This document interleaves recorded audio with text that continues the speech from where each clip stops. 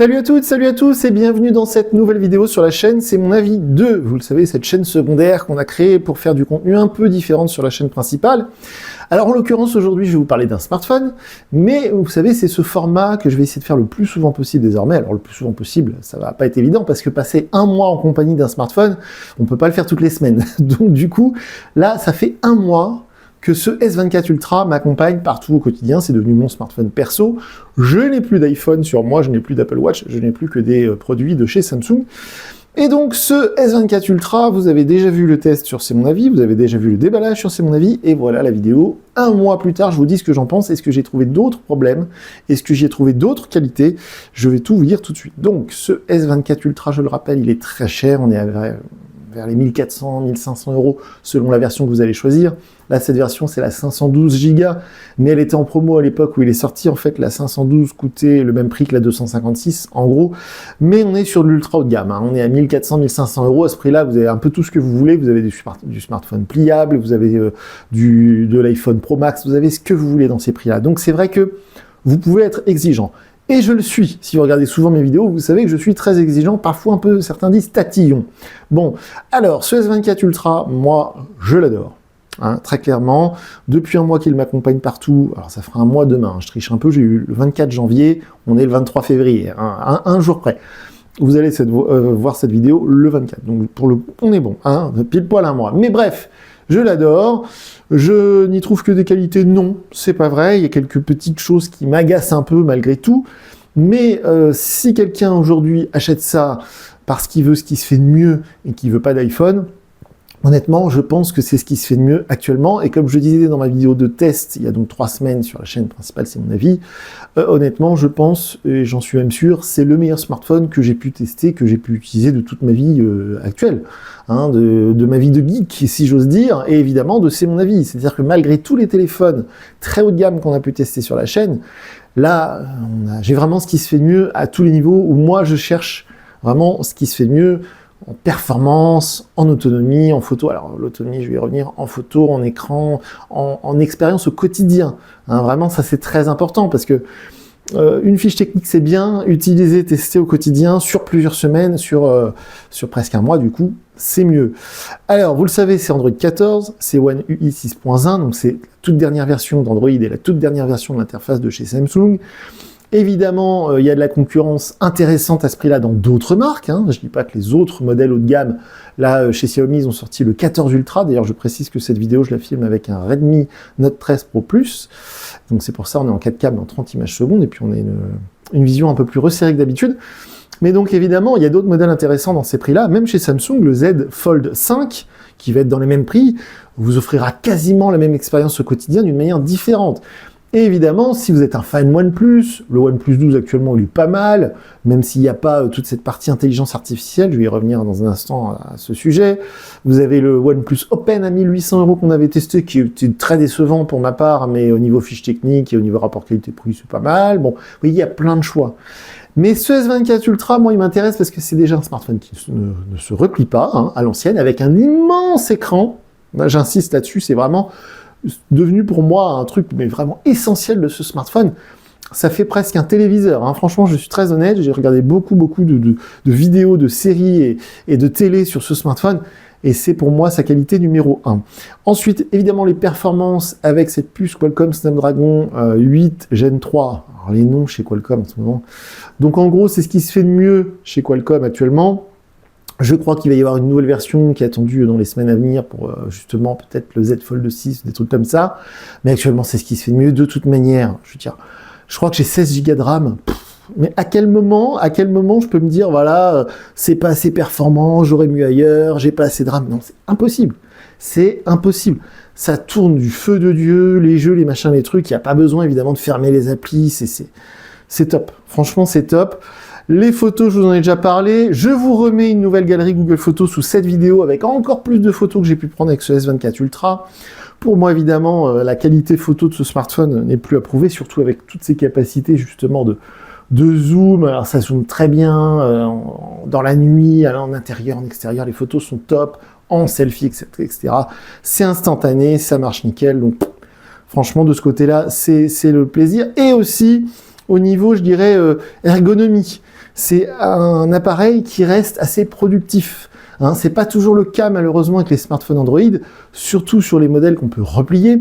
Et c'est vrai que souvent des professionnels vont plutôt se tourner vers un iPhone qui est moins fun, qui est peut-être moins ouvert, qui fait peut-être moins de choses, qui est peut-être plus cher, mais qui est souvent très productif.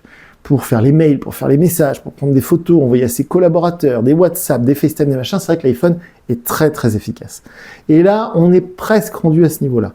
C'est-à-dire que maintenant que j'ai bien pris l'habitude, on prend une photo, on l'envoie, pif paf ouf, ça va vite. Alors en parlant des photos, un tout petit détail, un truc très chiant, qui n'est pas lié au S24 Ultra, mais qui est lié à Samsung, c'est que je ne sais pas pourquoi chez Samsung, ils ont cette mauvaise idée de quand on laisse, par exemple, là je suis en x3, et j'ai beau fermer l'application pour de vrai, si je la rouvre, ah bah là j'ai menti, il m'a remis en x. Parce que sinon, si on la laisse en x3, on fait des trucs, on fait sa live, on va sur les réseaux, 5 minutes après on peut reprendre une photo, bah en fait il nous laisse dans le réglage qu'on avait. Donc c'est très chiant. Mais si on ferme l'appli, effectivement, ça revient en x1. Mais vous voyez, des petits détails comme ça, des petites choses qui quand même au quotidien, des fois, je m'agace un peu. Bon, c'est pas très grave. Un truc un peu plus important, un peu plus agaçant, c'est cette luminosité d'écran. Alors, je pense que c'est vraiment le seul vrai reproche que je peux faire à ce S24 Ultra. C'est là, la luminosité, elle est à fond. Elle est en manuel, elle est à fond, voilà. Si je la laisse en automatique, franchement, ça va. C'est jamais trop sombre, c'est jamais trop lumineux, ça se gère bien. Mais le problème, c'est quand on est en pleine lumière en extérieur, ce qui m'est arrivé évidemment plusieurs fois au cours de ce mois dernier, et surtout quand on a d'autres téléphones à côté. Donc tous les téléphones que je teste sur la chaîne, que vous voyez passer, des smartphones qui sont souvent beaucoup moins chers que ce S24 Ultra. Et souvent, c'est assez bizarre, mais les smartphones que j'ai pu tester, même des entrées de gamme, hein, vers les 200 €, comme un Redmi Note 13 de chez Xiaomi, eh bien, souvent, je trouve que l'écran du Xiaomi va être plus lumineux que l'écran de mon S24 Ultra, même s'il est réglé à fond. C'est franchement bizarre. Et surtout que sur les fiches techniques, on annonce, je sais plus, 2000 nits pour l'écran de ce S24 Ultra. Je ne sais pas où sont les 2000 nits, parce que au quotidien, alors je dirais pas que l'écran est pas assez lumineux, je dirais qu'il est souvent comparativement moins lumineux que certains smartphones que j'ai pu manipuler. Donc c'est assez bizarre. Et surtout, c'est pas tellement la luminosité au sens propre. C'est plutôt le ressenti, par exemple, les blancs paraissent parfois un peu gris par rapport à d'autres écrans AMOLED ou OLED que j'ai pu tenir côte-côte. Les couleurs paraissent parfois un peu ternes, alors je sais qu'on peut les régler, je l'ai déjà fait, j'ai mis les couleurs en vif, je les ai déjà mises, c'est dur à dire. Donc j'ai fait le maximum que je pouvais faire dans les réglages du smartphone pour avoir un ressenti de couleur plus vif, mais typiquement le logo Google Chrome me paraît plus joyeux, plus lumineux, plus coloré sur d'autres écrans de smartphone qui sont pourtant, sur les fiches techniques, moins lumineux, en tout cas qui envoient moins de nits. Donc c'est assez bizarre. J'ai bloqué évidemment l'écran dans sa résolution maximum, j'ai demandé au smartphone qu'il soit toujours vers les 100 Hz, même si c'est lui-même qui gère son taux de rafraîchissement. J'ai laissé l'écran, comme vous le voyez, 5 minutes allumé à chaque fois. Donc ça bouffe de la batterie, parce que je viens sur l'autonomie, c'est pour ça que je vous dis tout ça. J'ai évidemment le Always On Display. Ça, c'est un régal. En plus, il est bien visuel, justement. Parler de luminosité, en toutes conditions, on jette un œil, on voit l'heure, on voit si on a une notification. Ça, c'est franchement le pied. Et donc, le lecteur d'empreintes sous l'écran, bien sûr, aucun problème. Mais donc, l'autonomie. Alors, l'autonomie, elle est très bonne. Mais c'est un peu bizarre parce que j'ai l'impression que plus les jours passent, moins elle est bonne. Alors je sais pas si c'est une impression. Vous savez, ça fait souvent ça avec les voitures, les motos. Quand on achète une voiture neuve, on a l'impression qu'elle est très puissante. Et puis 2-3 mois après, on s'y est habitué. Donc on la trouve moins puissante. Alors qu'en final, c'est plus un ressenti qu'une véritable perte de puissance. Bah là, c'est un petit peu pareil. Je ne pense pas que le téléphone soit moins autonome avec les jours passants. Mais vu que je sortais d'un iPhone 15 Pro, non pas un 15 Pro Max, hein, un 15 Pro, eh bien, je m'étais habitué à une autonomie assez limitée, un jour maximum. Donc j'étais passé sur ce S24 Ultra, je me suis dit, waouh, c'est génial, l'autonomie est fantastique. Et au bout de 1 mois, je me dis, bah, l'autonomie, elle est bien. Bah, elle est pas folle. Là, ce matin, je suis parti, j'avais 100%, il est bientôt midi, j'ai perdu presque 40%. Allez, j'exagère, 30-40%. En faisant franchement très peu de choses. Hein. J'ai pas fait de la navigation voiture, j'étais juste sur mes mails, les réseaux, quelques messages, quelques WhatsApp. Donc l'autonomie, elle est pas mauvaise, elle est pas exceptionnelle, elle est bonne. Alors évidemment, si on désactive tous les trucs que je viens de vous lister qui consomment un max de batterie, on peut arriver à une autonomie de 2 ou 3 jours. ça c'est certain. Mais c'est vrai que moi, je mets quasiment 1500 € dans un smartphone. Je veux la résolution maximum, je veux le meilleur taux de rafraîchissement, je veux le Always On Display, je veux tout allumer, si vous comprenez bien. J'ai même désactivé le fait que One UI désactive en arrière-plan les consommations, les applications qui consomment beaucoup d'énergie. J'ai même désactivé ça. Donc évidemment, ça pompe de la batterie. J'en suis bien conscient. Au niveau du S Pen, je m'en suis quasiment pas servi pendant un mois, sauf pour rigoler, faire des dessins. Honnêtement, pour moi, ça ne sert à rien, mais il est là, ça prend pas de place, ça prend pas beaucoup de poids. Alors, on parle du poids. C'est vrai que c'est un smartphone qui est assez lourd, on a 230 grammes. Mais avec justement un tel écran et de telles capacités photo, c'est assez normal qu'on soit lourd.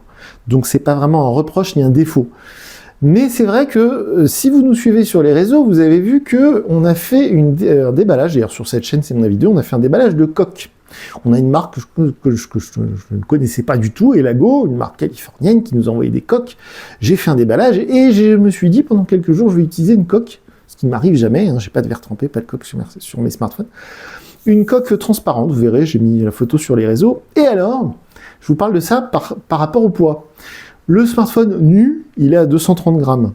Mais je pense qu'il n'y a que quelques bizarroïdes dans mon genre qui vont utiliser ce smartphone nu. Quasiment, je dirais, 90% des acheteurs de S24 Ultra vont mettre une coque. Et attention, j'ai étudié ça de près, il n'y a quasiment aucune coque sur le marché qui fait moins de 40 grammes. Pourquoi je vous dis ça? Parce que si on l'habille d'une coque de protection, la marque que vous voulez, un Rhino Shield, ce que vous voulez, on s'en fiche complètement, même les coques officielles Samsung, eh bien, ça fait monter le poids à 260 ou 270 grammes. Et là, ça devient vraiment une brique, ça devient vraiment un objet très lourd. Dans la poche, c'est gênant. Mais vraiment, hein, je suis le plus honnête possible. Donc, quand le smartphone est nu, il ne me gêne pas trop. Hein. 230 grammes, ça reste utilisable. On peut le mettre dans une poche de jogging sans que ça nous fasse tomber le pantalon. On peut le mettre dans une poche de jean sans que ce soit trop gênant. On peut, vous voyez, le manipuler sans que ça fasse mal au poignet. J'exagère un peu, mais c'est ça. Si on met une coque, ça devient vraiment un téléphone très lourd. Donc voilà, je voulais faire un petit point là-dessus. Et enfin, si vraiment je pouvais dire un truc, niveau technique, purement technique, si Samsung était venu me voir l'année dernière en plein développement, il m'avait dit, voilà, dans tes souhaits les plus fous, qu'est-ce que tu veux sur le S24 Ultra? Eh bien, je pense que j'avais déjà dit pareil dans la vidéo de test, mais c'est vrai que j'aurais souhaité un peu plus fin, plus léger. Ok, le S Pen, honnêtement, moi je m'en fous. Donc si on l'avait viré, on avait gagné quelques centimètres, quelques millimètres et quelques grammes. Ok. Mais surtout, le vrai truc qui, moi, me manque, c'est cette charge rapide. On est limité à 45 watts. Alors, ça paraît pas mal, 45 watts. Ça charge plutôt vite. Bon, c'est pareil, c'est comme l'autonomie. Plus les jours passent et plus j'ai l'impression qu'il met du temps à charger. Bon, c'est peut-être une vue de l'esprit. Mais une chose est sûre, c'est que tous les smartphones au-delà de 400-500 €, quelle que soit la marque, sauf Samsung et sauf Google, qui sont dans le même mood, eh bien, on peut les recharger beaucoup plus fort. N'importe quel smartphone, on parlait tout à l'heure du OnePlus 12, qui coûte 500 € de moins qu'un S24 Ultra, eh bien, il va charger quasiment 2 fois plus fort. J'exagère, on est à 67 watts, je crois, sur un OnePlus 12, donc on est 1,5 fois plus fort. Bref, 45 watts, c'est pas fou, et j'aurais aimé qu'on puisse le charger plus fort. Voilà, c'est le seul vrai regret, je dirais, techniquement, au niveau de vraiment de l'objet en lui-même, comment il a été conçu. Et enfin, niveau logiciel, je voulais faire une petite parenthèse sur l'histoire de l'intelligence artificielle, parce qu'au moment où j'enregistre cette vidéo, partout, dans les arrêts de bus, à la télé, etc., on voit des pubs pour le S24 Ultra avec ce truc de l'intelligence artificielle. IA, AI, bref. Vous m'avez compris. Alors, honnêtement, je suis pas du tout client. À aucun moment dans ma vie, j'ai utilisé ni Siri, ni Google Assistant pour lui demander des trucs, sauf quand c'est sorti il y a 10 ans, parce que c'était rigolo. Mais vous êtes sans doute comme moi, on a tous eu des enceintes connectées à la maison, puis on s'en sert plus parce que c'est marrant 5 minutes, mais en vrai, c'est pas très utile. Et ben là, c'est un peu pareil. C'est-à-dire, j'ai fait au début des retouches photos, que vous avez pu voir sur la galerie Google Photos de la vidéo de test, où j'ai modifié des photos, j'ai fait disparaître des panneaux, j'ai fait disparaître des passants, j'ai fait disparaître des voitures. On peut faire des trucs assez sympas sur l'application photo avec l'intelligence artificielle. Ok, pourquoi pas. Bon, mais alors le truc de maintenir, je l'ai même désactivé, alors je vais pas pouvoir vous faire voir, mais vous savez dans la vidéo, la pub, vous avez dû voir ça, quand on maintient soit le bouton d'accueil en version bouton, ou alors si vous faites comme moi avec les gestes, vous maintenez la barre qui est en bas, et ça vous déclenche le truc de Google Intelligence Artificielle. Et donc avec le stylet ou avec votre doigt, vous entourez un truc sur l'écran, et puis ça va vous dire, avant moi c'est un pull de chez Armani, bon bah c'est des baskets de chez Nike, etc. Bon. Franchement, moi je m'en suis pas servi une seule fois. Allez, 2 ou 3 fois au début pour rigoler, pour voir si ça marchait bien. Ça marche bien, ok. Mais au quotidien, à aucun moment, je me suis dit « Waouh, c'est génial, je vais gagner du temps, je vais utiliser l'intelligence. » À aucun moment. Donc, au final, j'ai désactivé. Pourquoi? Parce que plusieurs fois, en voulant swiper ou en voulant faire des trucs comme ça, des gestes, ça a déclenché Google Intelligence Artificielle, là, le truc là pour entourer les machins. Ah, franchement, je me suis dit « Ah, mais c'est relou, c'est pas ça que je voulais faire. » Donc, je l'ai désactivé. Donc, vous voyez comme quoi... Je suis pas certain, en tout cas moi, c'est pas quelque chose qui me convainc, c'est pas un argument pour moi. Et quand je vois certains concurrents, donc le OnePlus 12 qui vient de sortir, et justement le OnePlus 12, il se fait un peu descendre entre guillemets par tous les grands médias qui l'ont testé. Pourquoi? Parce que il n'a aucune fonctionnalité d'intelligence artificielle. Honnêtement, sur tous les Google Pixel que j'ai pu tester, à aucun moment ça a fait partie des choses que j'ai trouvées géniales. C'est le truc du moment, tout le monde en parle, les chats GPT, machin, moi ça ne m'impressionne pas du tout, je ne trouve pas ça du tout révolutionnaire, donc je ne suis pas convaincu par ça dans les smartphones non plus. Donc voilà, je voulais faire une parenthèse là-dessus. Sinon, effectivement, au bout d'un mois, bah, j'ai pas envie de le vendre, j'ai pas envie de m'en séparer, j'ai envie de le garder, ça marche très bien. Au quotidien, encore une fois, cet écran gigantesque, c'est un régal quoi qu'on fasse dessus. Les photos, c'est un régal, les performances, c'est un régal. C'est un excellent smartphone, c'est vraiment un excellent smartphone, il n'y a aucun doute là-dessus. Le titane, j'ai l'impression qu'il est plus résistant que le titane que j'ai eu sur l'iPhone 15 Pro, parce que pour l'instant, et Dieu sait que j'y fais pas forcément attention, je n'ai aucune marque, aucune rayure, rien, pas une marque, que dalle. Donc ça a l'air plus résistant que le titane que j'ai eu sur mon iPhone 15 Pro. Alors, si vous ne l'avez pas encore fait, je vous conseille d'aller vous abonner à un Américain qui s'appelle Jerry Rig Everything. C'est un Américain, donc c'est en anglais. Et il a désassemblé un iPhone 15 Pro, il a désassemblé un S24 Ultra. Il y a vraiment du titane dedans, c'est mélangé avec de l'aluminium, mais il y a vraiment du titane dedans, quelques grammes seulement. Mais effectivement, je me demande si pour la résistance du châssis, c'est pas mieux que l'aluminium ou que l'acier inoxydable. Parce qu'effectivement, pour l'instant, je vous dis, je n'y fais pas spécialement attention et je ne l'ai pas rayé ni abîmé. La même chose pour l'écran. C'est du Gorilla Glass Armor de mémoire, donc c'est ce qui se fait mieux en protection d'écran. En plus, il y a un traitement anti-reflet qui marche super bien. Et donc, du coup, bah, ça marche bien parce que sans verre d'écran, sans verre trempé, GL, ce que vous voulez, je n'ai pas de protection sur l'écran. Je n'y fais pas particulièrement attention et je n'ai aucune rayure. Donc, coup d'eau, comme on disait il y a très longtemps, à Samsung sur ce point-là. Donc voilà, un mois plus tard, j'en suis très satisfait. Si vous regardez cette vidéo, parce que vous hésitez à l'acheter, à investir, franchement, n'hésitez pas. C'est vraiment un pareil, c'est top de top. Pour celles et ceux qui ne veulent pas entendre parler d'un iPhone et qui veulent ce qui se fait de mieux, c'est-à-dire que l'argent n'est pas un problème, l'argent n'est pas une question. J'en avais quand je travaillais chez Darty, c'est pour ça que je le dis, on a souvent du mal à l'intégrer, mais il y a des personnes qui rentrent dans un magasin, une concession automobile, un fabricant de maison, ce que vous voulez, mais qui ne vous parlent pas d'argent, qui vous disent « je veux ce qui se fait de mieux ». L'argent n'est pas un problème. Et bien effectivement, le S24 Ultra, pour moi, c'est la réponse. C'est qu'ils ont mis tout ce qu'ils savaient faire, tout ce qui se fait mieux aujourd'hui, et ça fait un super smartphone. Donc voilà. Alors comme d'habitude, sous la vidéo, les commentaires sont ouverts, faites-vous plaisir, dites-nous si avec 1500 € vous préfériez pas faire autre chose. C'est vrai, on peut s'acheter plein d'autres trucs, un PC, un téléphone, des oreillettes, à 1500 balles, on a de quoi se faire plaisir.